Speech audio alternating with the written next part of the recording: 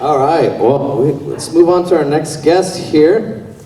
And that's going to be Mrs. Kristine Harhoef. Hopefully I'm pronouncing that correct.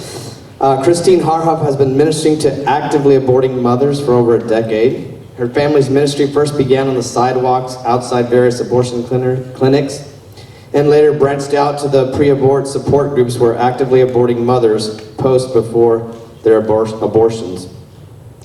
Kristine runs notaVictim.org and its corresponding social media pages, gently challenging the innocent second victim narrative in regard to mothers in the typical everyday American abortion scenario.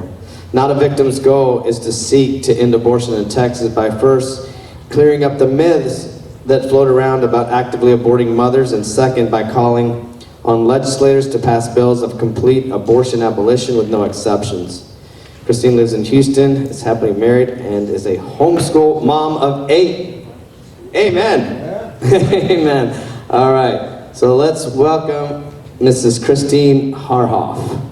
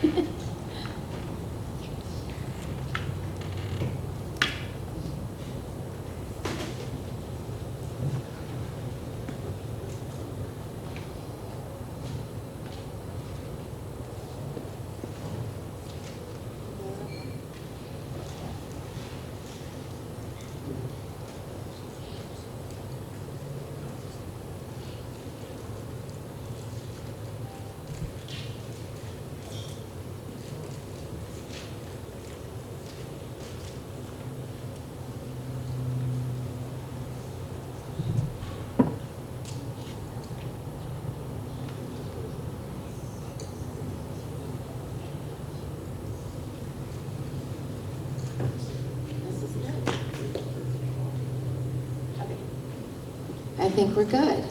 Well, good evening. My name is Kristine, homeschool mom of 8, as Daryl was saying, and it was such a joy to minister side by side with men and women and kids of all ages today out there in the field of blood and souls.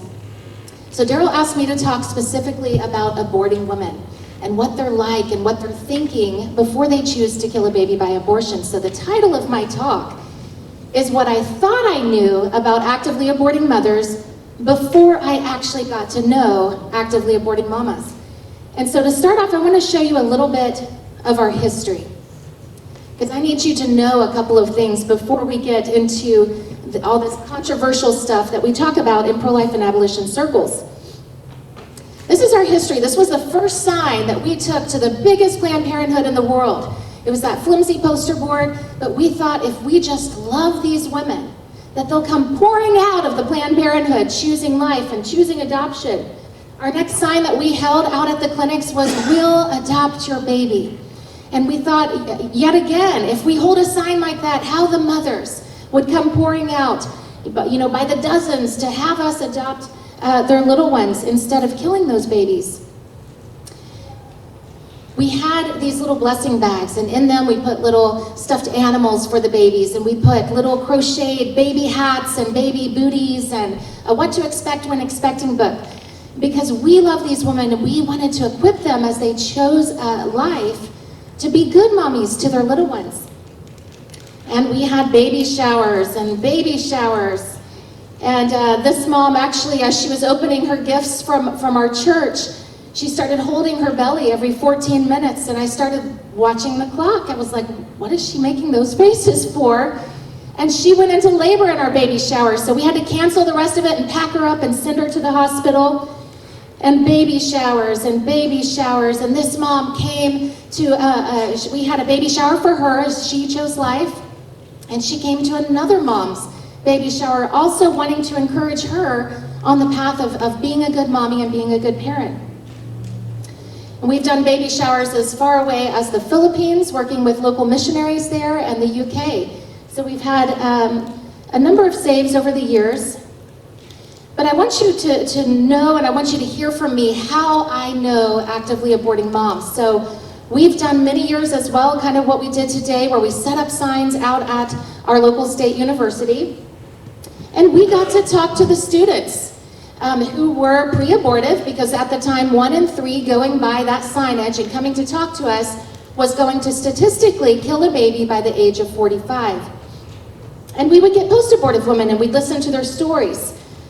We've also done a number of women's marches where we go out and talk to the women. This last women's march, we decided that we'd spend the first 2 hours just filming them, asking questions, listening, not even telling them anything, and then we were going to come back the last 2 hours and evangelize. So we sat there and we listened to their stories as post-abort woman after post-abort woman shared with us her thoughts on baby killing, and we'd ask her, so what would you do if you found yourself pregnant again under the Texas Heartbeat Act? And we listened. We asked, were you ever forced into your abortions? And we listened and we filmed. And we got to know them very, very well. The lady in the middle there was an exhibitionist, and she felt that Abbott's bill was crucifying women's rights on the cross, and she had blood and guts. I have it screened out there. But she had blood and guts and body parts all over her white dress as she was making a scene for women's rights to kill a baby. And so we interviewed her and we interviewed the women, going woman after woman after woman, talking to them and listening to their stories. Here's some more women that we talked to. And then over the years, we started some social media pages where post-abort women tend to get kind of mad at us and they show up to tell us about their stories. So this woman showed up on our page and she said, does anyone want to hear my abortion story? And I said, sure, send it to me via PM. She said, I'm extremely proud of it. And so she decided to put her abortion story right there in the comments, and she said, my partner cuddled me while I was cramping and we watched Adventure Time together on Kiss Cartoon and ate baked beans, exclamation point, smiley face. And if I ever do get pregnant again, she says, I'm definitely going to abort, and notice the emoticons. That was her feelings after her abortion. And then I was invited to start ministering in pre-abort support groups, and I thought I knew women from the abortion clinic and the Women's March. But when you get in these pre-abort support groups, you really get to hear the heart of aborting women. Most of my email exchanges with these women before their abortion were up to 60, 70 emails long. As I heard from their hearts, and the pre-abort support groups are where women go to ask questions about their abortion surgery, how to kill at home without an abortionist, and where they share general drama. Because abortion comes with family drama for them and boyfriend drama, and so they share all of this in these groups, and then we can reach out privately to them after they post. I'm going to show you 6 screenshots, just 6 right now, of things that we're dealing with in the pre-abort support groups. This mom posts, and just focus on the yellow. We're not going to read every line here. Focus on the yellow. My son keeps patting my belly and talking to the baby. Notice how she uses the term baby. We plan to tell our son the baby didn't survive, but he keeps patting and stroking my belly and saying he wants to make the baby happy. This is a mom we had the opportunity to reach out to. This one says, I'm 28 weeks pregnant with my second son. But my heart has longed for a daughter. And so she's aborting because the baby's a boy. And we're actually getting a number of those. No girls yet, interestingly enough. This one is aborting at 21 weeks. What is her big concern? What is her desire after that abortion? Her desire is to get skinny again. She says, does the stomach go down right away, or does it take a while, like after giving birth? These are the moms we're reaching out to. This one says, I'm a man, I'm a pregnant man. Yes, we're now dealing, as of 2 years ago, with all these pregnant men, biological females presenting as men, and the pregnancy is outing them as a female, and so they're aborting to kind of save face. And she says, men can get pregnant, and trans men that, and this and that.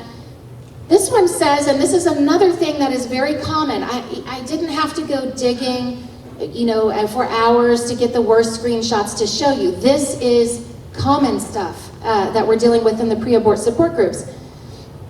And this mother writes, I was kind of hoping to see mine, her baby, post-kill is what she's writing about. I wanted to kiss it and love it. I just think how awful I am to choose not to let my last baby have life. The woman responds to her and says, I had my abortion 3 weeks ago at 7 weeks. I totally dissected and buried a piece of clot, notice her terminology there, in a houseplant. And I look at my 3 kids all the time feeling terrible I denied them a sibling. This is a mother who did a do-it-yourself-at-home abortion in which she then, held her baby and dissected it. Notice how she's interchanging the words clot with sibling. They know it's a baby. And this one here says, you should have seen the nurse's face when I said, I want a copy. She's talking about her sonogram picture, her pre-kill sonogram picture. And another lady writes and says, they were shocked when I asked for copies too. And the first one writes back and says, oh, I kept my ultrasound pic. I'm going to add everything to a scrapbook. So scrapbooking, saving the ultrasound pictures, burying the baby under a rose bush or planting a tree are all things we're dealing with regularly. These are not the oddball screenshots here. So the variety of mothers. What type of mothers abort their babies? These are ones that we have dealt with over the last 13 years of reaching out to these women. We had an $1,100 per hour VIP Vegas porn star and professional fornicator and immoral dancer. A pastor's daughter, pastor's granddaughter, mothers with autism. Thankfully, all of these have chosen life.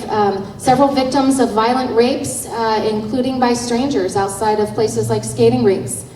Mothers of babies with Downs, trisomy, clubfoot, any abnormality at all is a reason for these women to kill their babies.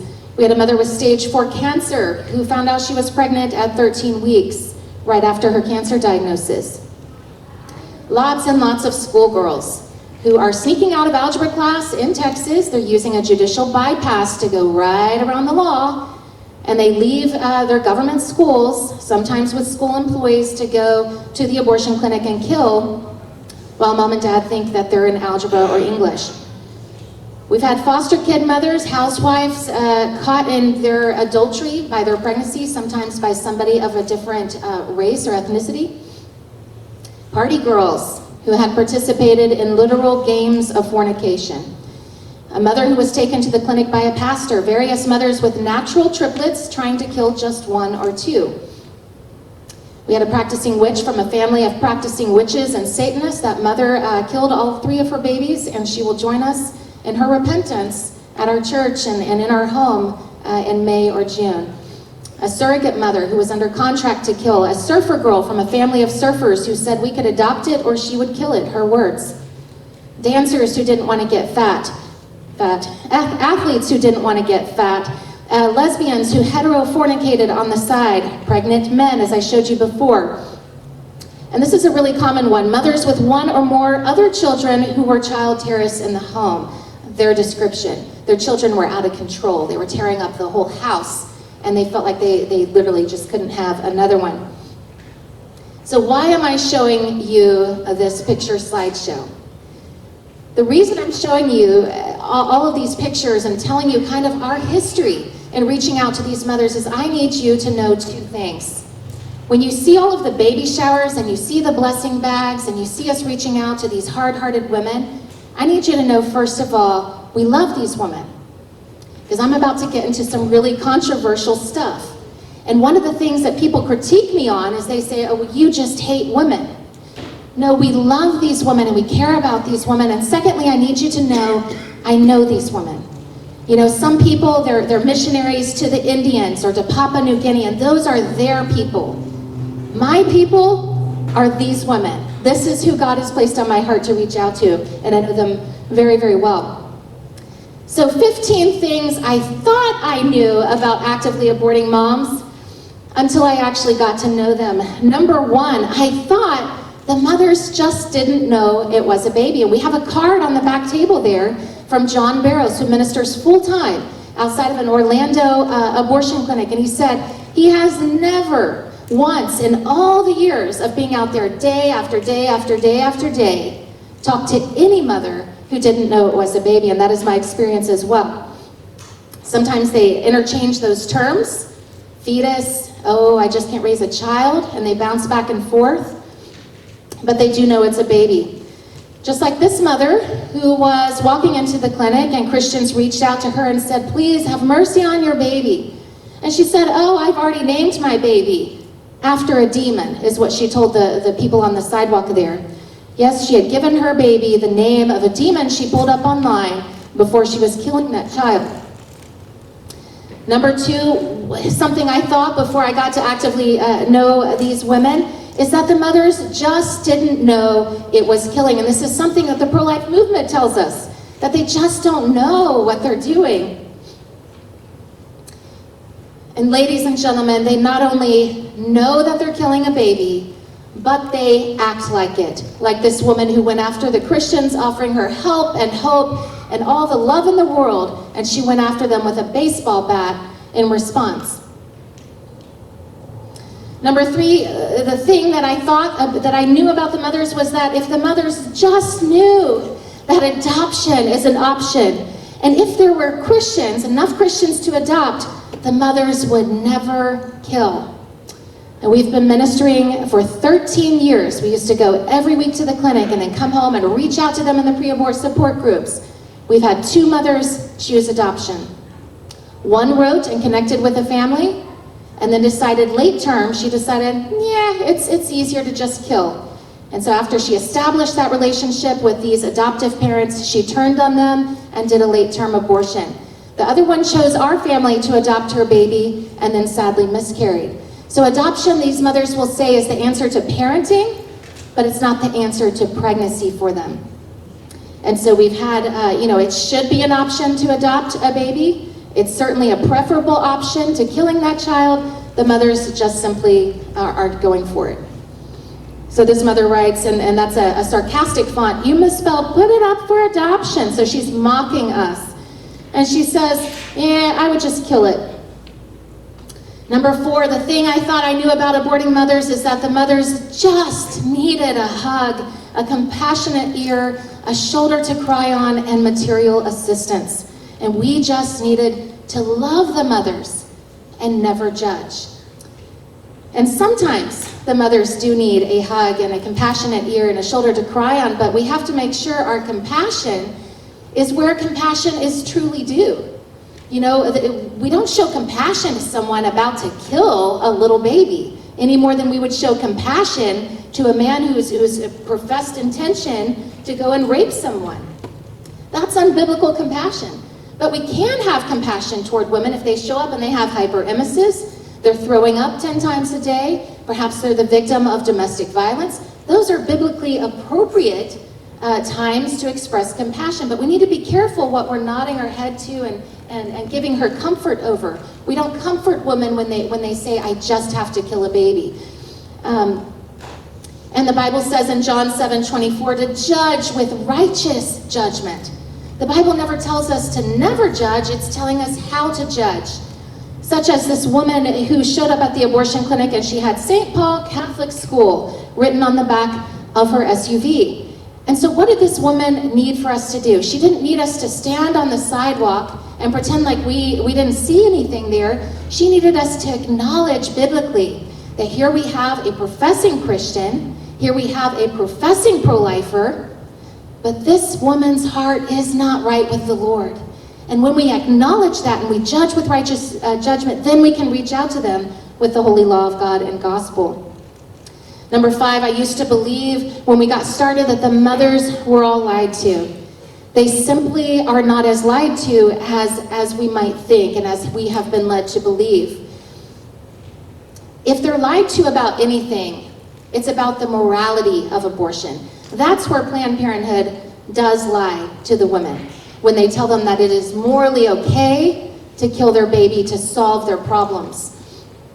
But they are not lied to. We've actually found the clinics are more open about even fetal development. Some have pre-abort packets that they give the mothers with fetal models. It looks like it came from a pregnancy center. So they're pretty open as they want the mothers to sign that informed consent paperwork. So these people here, mothers and fathers, were all dancing outside of the clinic and pretending to praise Jesus as they were waiting for their turn to slaughter the baby. Number 6, we shouldn't be confrontational with the mothers. That's what we were told. But boy, if a mother is walking in that door and you have seconds before she is planning to kill her baby or dismember her baby alive, by all means, we should be confrontational. You have to confront the mothers, just like you would, if a rapist, again using that example, announced his intentions to go after a woman in another room. You have to stop them. You have to confront. Confrontation is biblical when somebody is planning to do something evil against one of our neighbors. Number 7 thing that I thought before we got started in this ministry was that the primary need that the mothers had was simply for a free sonogram so that they could see their babies and choose life. Ladies and gentlemen, in 2017 in Texas, 55,000 mothers were seeing their babies on sonogram by Texas law. And 55,000 mothers in Texas were choosing to abort the baby in that image anyway. In fact, today we're seeing in the pre-abort support groups more and more women who are asking for those ultrasound pictures as sort of souvenir sonogram pictures to go in their, some put them on their fridge and some put them in their scrapbooks. This woman writes, I got a sonogram picture and I was also, she writes, able to catch and preserve my fetus. I've put it in a medical container, she writes, and we'll be burying it in a special place, in a place special to me and my husband this weekend. These are things that the actively aborting moms are writing in these groups. Number 8, thing that I thought, that we just need to be compassionate and understanding, and I think we have to show Christian discernment as to what we're being compassionate and understanding and lending that loving ear toward. And there's sometimes I have to tell the mom, I'm sorry, I can't show compassion to your desire to kill, but I can show compassion to your financial situation. We're to be merciful to the poor. And this is another mother, middle fingers held high. We see that all the time outside of the clinic, despite what we're offering. And whenever I say stuff like this, there's a lot of groups that say the mothers aren't like that at all. What are you? Are you just provoking these women to do this stuff? And we have to say a big time out, because there's something very important that we have to understand about aborting women, and that is that there are 3 groups of aborting women. And the first is the abortion vulnerable crowd. The abortion vulnerable women are the ones who come from the general public to the pregnancy centers and to the sonogram buses. They are considered abortion vulnerable statistically because perhaps they're poor, perhaps they're unwed, perhaps they're a minority. And then we have the second group of aborting women, the abortion-minded. These are women who have found themselves in an unplanned pregnancy, and abortion's on the table for them. They're not morally opposed to it, they're pro-choice, and they're thinking it through. And then we have the third category, which is my people group, the actively aborting. And these are the ones at the abortion clinic. They're not thinking about it. We're not sitting there popping popcorn and sipping tea and talking about it. They're doing it. They are actively killing their babies. They've already given their money. They've already signed the paperwork. They've already provided their driver's license. They're doing it, and that is that group in red. So why do we have to understand these distinctions? And if you've heard my talk before, I've gone through this, but it's so important, we're going to go through it again. Number 1, if you don't understand the 3 categories of women, you will think that the pregnancy centers and sonogram buses are talking about the category in red, the actively aborting group, when they mention their 8 out of 10 saves, which is usually the information that we hear on save numbers by the clinics. And they're usually talking actually about the category all the way to the left, the abortion vulnerable crowd, saves from potential abortions. Note the sign. What does the sign say outside of a pregnancy clinic? It says, Pregnancy Help Center. So the ones who are usually going to something with that on the sign are usually seeking out help for their pregnancies. They're not actively aborting, usually. Number 2, reason why it matters is you will think the strategy of those who minister to the abortion vulnerable is the same suitable strategy for ministering to the actively aborting.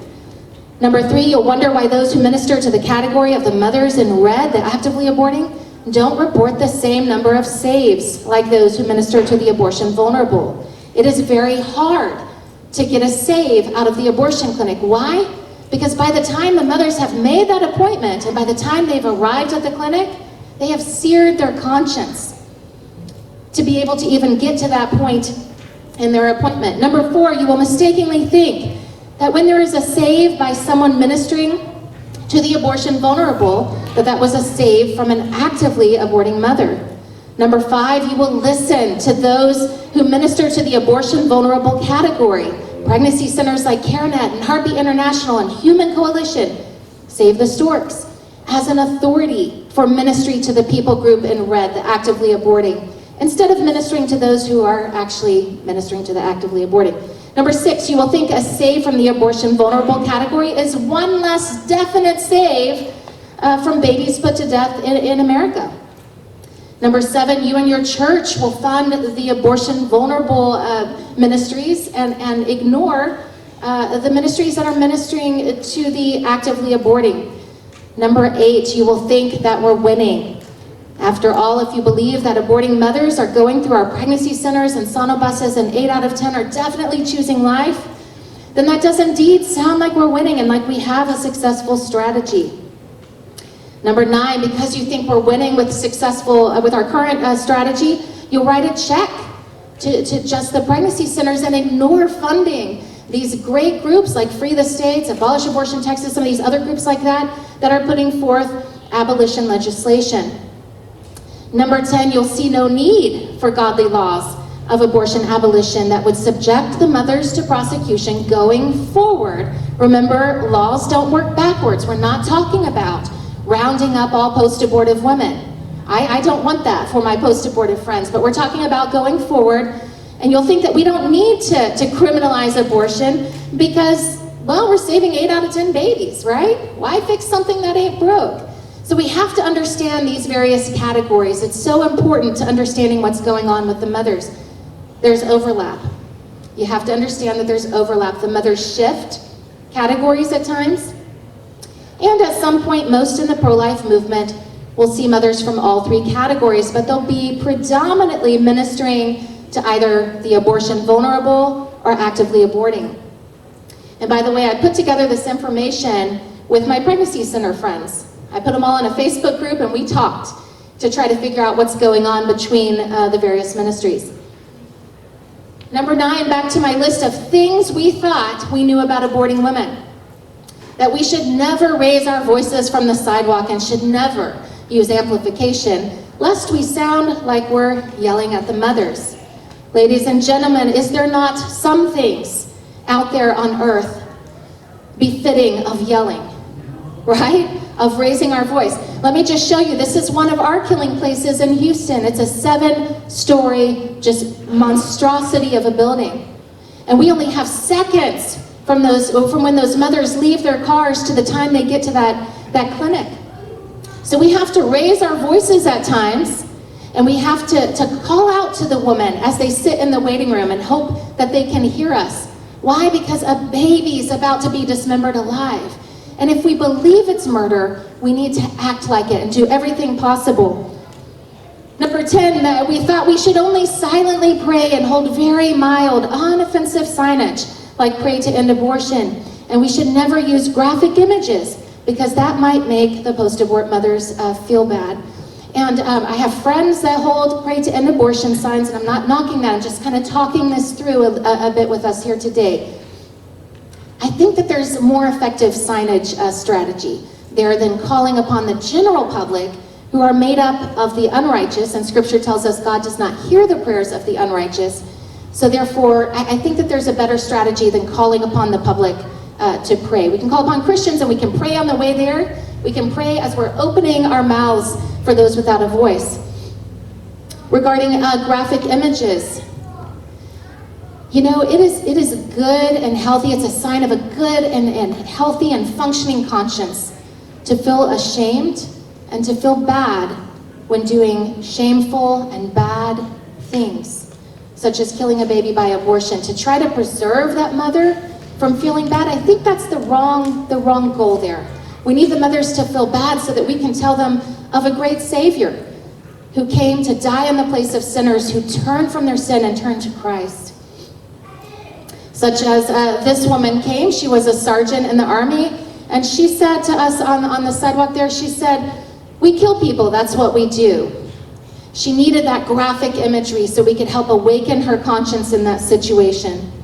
Number 11 thing that we thought was that if we just had a chance to speak to the mothers, that what they needed was options counseling, talking them through the pros and cons of abortion, adoption, and parenting. And let me tell you, the options counseling model is used at the abortion clinic, and sadly it's also used at our pregnancy centers. And we have to ask the question, if we change the sin out, and the sin that the client was being tempted toward was adultery, would we as Christian counselors who are Bible-based and believe in the scriptures, would we give that man the option of either being faithful to his marriage or committing sexual immorality with his secretary?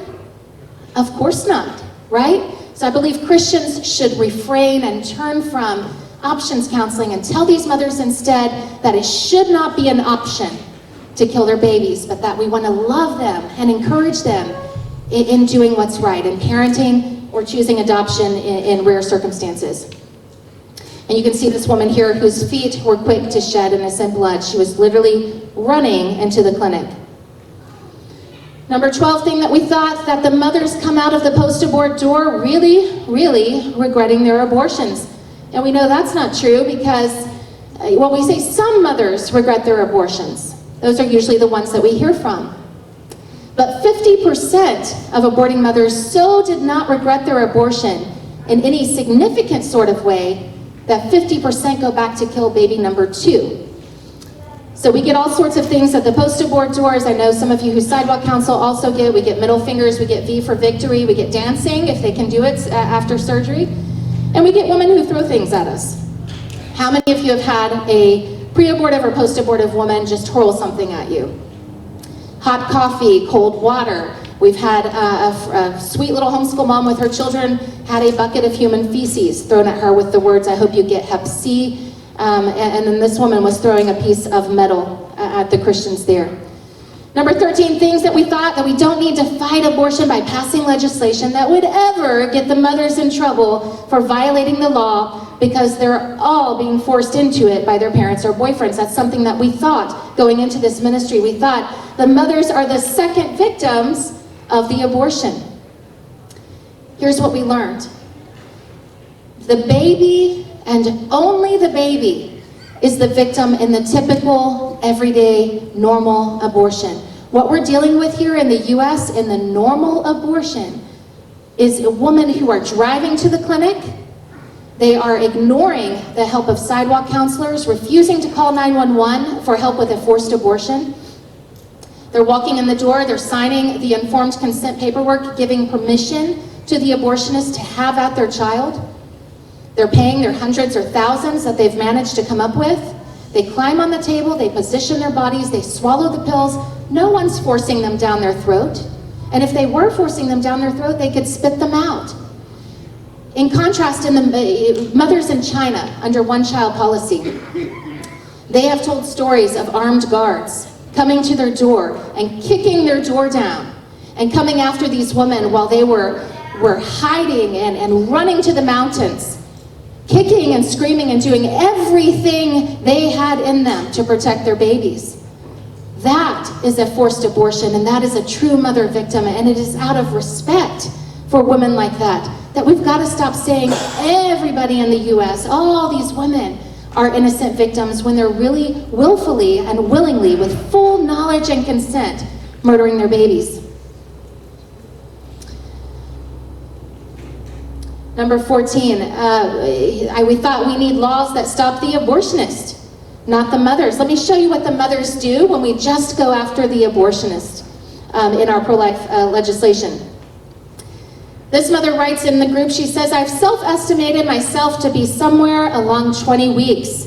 She says, "I hope to God I don't receive judgment for such a late-term ordeal. Accessing pills was very difficult for me, and it took a month between me ordering them and actually receiving the pills. She says she hasn't been to a clinic in the bottom line to have an ultrasound. No abortionist required. And yet there's a 20-week baby dying in this screenshot. The mothers are going right around to do it themselves. And so I spoke against 5 pro-life bills that were put forward in committee last session. Why? Because they all excluded the woman from having to obey the law. They excluded half of Texas, all of us as women, from having to obey the law, and they promised that there would never be punishment for women because we're all just innocent as we do this stuff. Number 15 thing that we thought going into this ministry is that we are winning the war on abortion via pro-life regulation.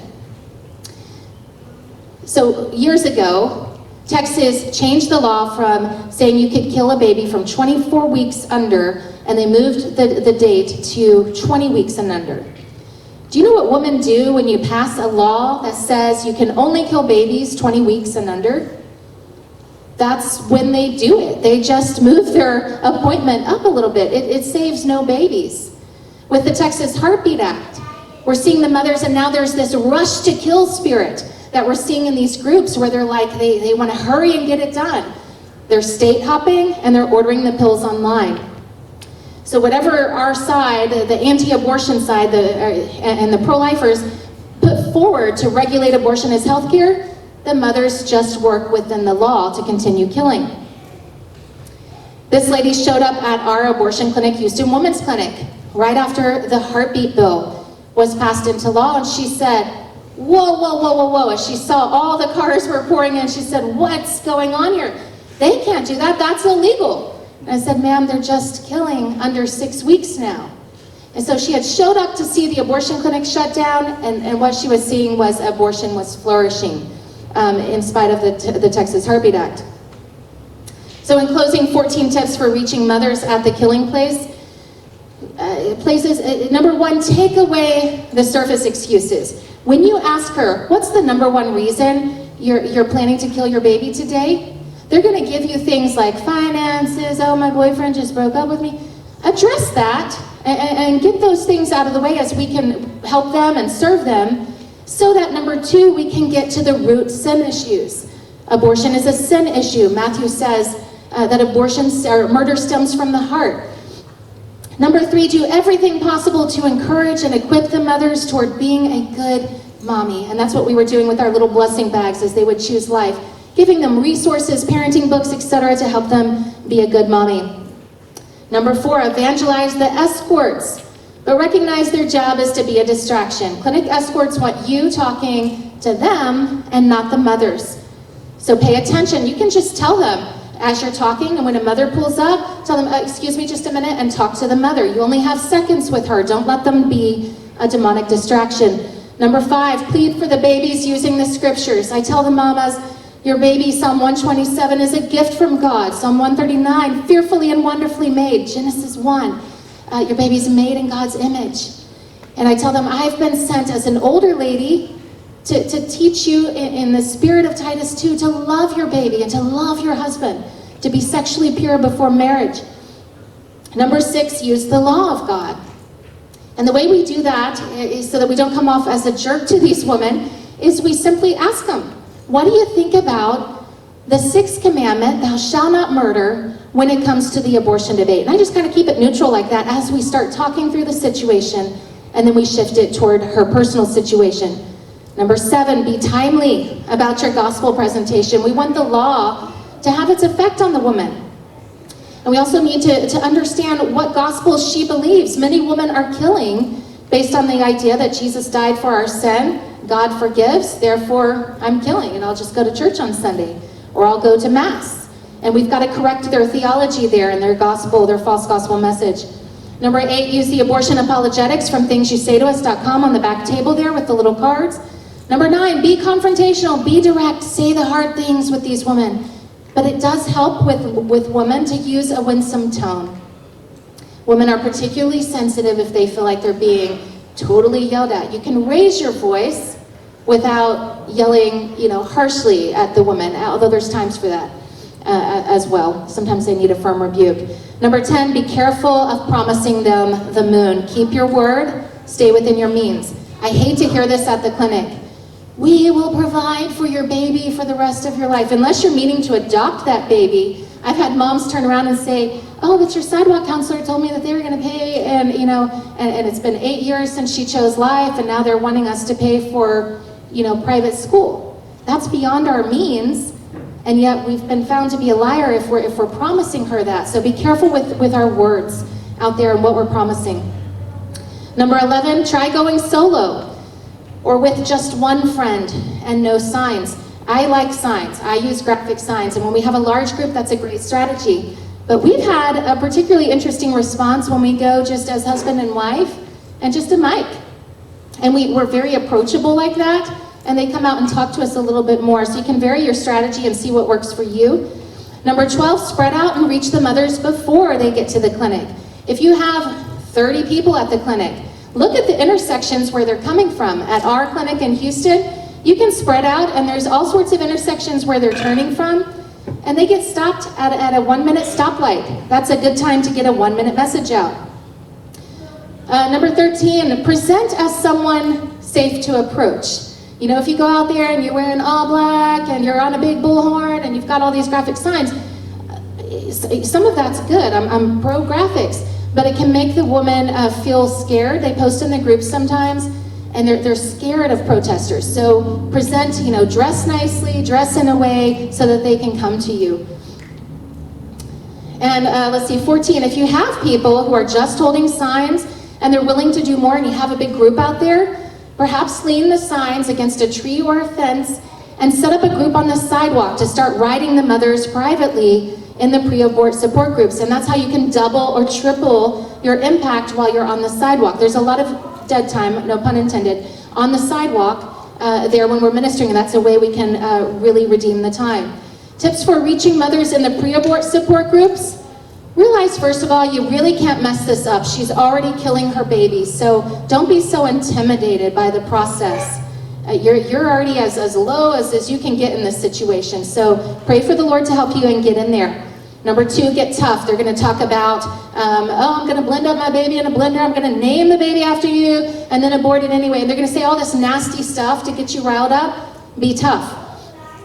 Number 3, when they post publicly in these groups, write them privately. Stay out of the public catfight. You're going to get blocked that way from whatever group that they're posting in. You want to reach out to them privately. Number 4, you can start a new account with each mother, and if you're interested in this ministry, talk to me in the back and I'll tell you what pre-abort groups work for us. Number 5, say something hard, then ask a good question. So one question that I mentioned before is asking them about the law of God. What do you think about the 6th commandment that Christians talk about? Thou shalt not murder when it comes to your situation. Number 6, drop the formalities, get chit-chatty. When people I've tried to have go into these groups, right, and they're very formal and very professional, the mothers just reject it as kind of like spam mail. So we want to get chit-chatty and ask good questions about what they posted. Number 7, when you're losing the conversation, you can ask about the boyfriend. They all want to talk about their boyfriend drama. And that's how you can get them talking one more time. Number 8, avoid all caps and overuse of exclamation marks. Be timely about your gospel presentations. I once got to the gospel with one mother, rape victim, teenager, and she had a baby with Downs. Check, check, check. She had all the things checked off in the pro-abort handbook as to why she should kill her baby. On email number 99, we got to the gospel because the timing was right. The law had penetrated her heart, and it was time, and it was a beautiful exchange because we were timely about our gospel presentations. Use the law and gospel approach. Number 10, talk to them about thou shalt not murder and flee fornication, and then get to Jesus.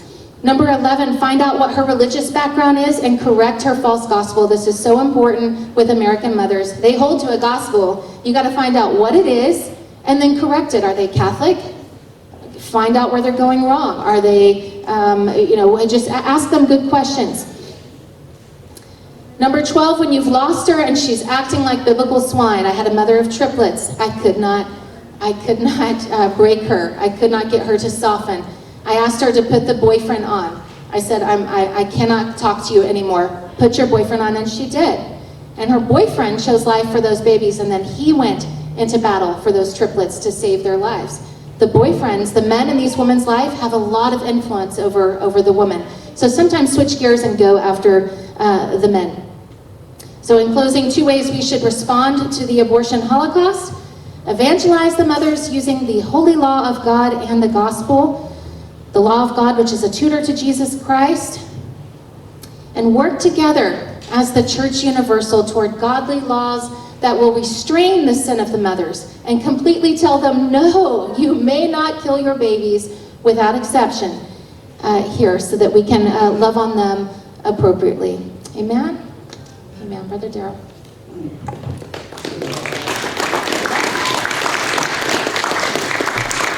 That was awesome. Thank you very much. All right, well,